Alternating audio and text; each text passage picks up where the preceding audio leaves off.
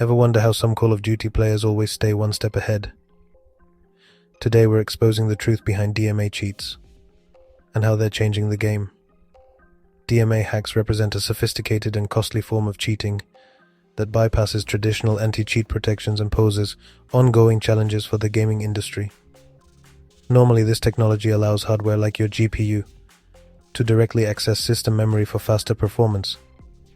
But hackers have found a way to exploit it using a special tool, the DMA card. This device, plugged into the target PC's PCIe slot, acts like a spy.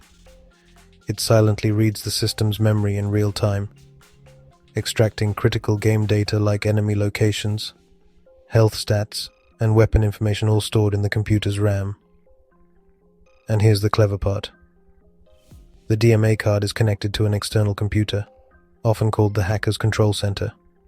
This second computer processes all the raw data coming from the target PC. It identifies key information, like where opponents are on the map or how much health they have, and converts it into cheat features such as ESP overlays, where enemy positions and stats are highlighted on the screen. Aimbot, which automatically lock onto targets for precision shooting. But how is all this displayed? Hackers have a few tricks up their sleeves. Sometimes the processed information is sent back to the main gaming screen as an overlay, using tools that make it appear as though the game itself is showing it. Other times the hacker might use a second monitor to display the cheat data separately, keeping the main gaming system completely untouched. The result? A seamless and undetectable advantage. Everything happens outside the game's software, bypassing anti-cheat systems and leaving no traces behind. It's ingenious, it's deceptive, and is a stark reminder of how far technology can be pushed to both incredible and unethical extremes.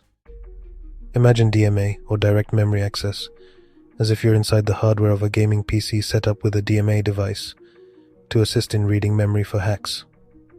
Here's how it works from the moment the system powers on until it powers off, step by step. Step 1. Power on and initialization.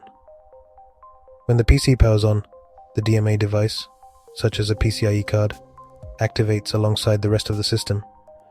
The computer's hardware initializes, establishing connections between the CPU, RAM, and any connected peripherals, including the DMA device. This device is configured to act as a direct link to the computer's memory, bypassing the CPU's normal permissions that an application would require. Step 2. Memory mapping. As the operating system loads, the DMA device remains idle until it's triggered by specific instructions from a user or program to access certain data. Once it receives these instructions, the DMA device begins reading from the RAM. It can bypass the CPU and OS control, connecting directly with memory and scanning it for data relevant to the game, such as player's location or enemy positions. Step 3. Gathering game data. In real time, as the game runs, its memory in the RAM constantly updates with new information like player positions, health stats, weapon details, and other gameplay elements. The DMA device reads this data, capturing it without interfering with the game itself, since the DMA device operates outside the game's code and without modifying any files. It remains invisible to anti-cheat software that typically scans for in-process tampering. Step 4. Transmitting data to the overlay. The DMA device can work in tandem with a second system, often a dedicated computer that receives this data through the DMA device, and then displays it in a customized overlay. This overlay, like a heads-up display, can be positioned on the main gaming screen, showing ESP features like player locations, weapon stats, and more. Step 5. Continual real-time access. The device requires no intervention once it's set up, automatically capturing and transmitting data in real time. This constant flow of information means the player using the DMA hack has near instantaneous updates on enemy positions or other critical stats, maintaining an advantage with minimal risk of detection. Step 6. Powering off and cleaning up. When the system powers down, the DMA device also powers off, because DMA hacks leave no footprint in the game files or system logs. They don't trigger post-game anti-cheat checks. The system closes without showing any trace of interference, leaving anti-cheat software without evidence of hacking activity.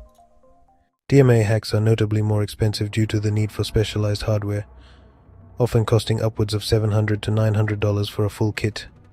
In addition to the hardware cost, these hacks often require technical knowledge for setup and configuration, limiting them to more experienced cheaters. As we explained how traditional game hacks works in the previous video, DMA devices bypass detection by reading game data directly from RAM, without injecting or modifying code within the game itself, since the cheat software operates on a separate device, rather than within the game ecosystem. Anti-cheat software like Ricochet, despite its kernel-level access, cannot monitor this external activity, and that was our quick journey inside the DMA cheats world. Till next time, don't forget to like the video, subscribe to our channel, check out our previous exciting videos, and game on.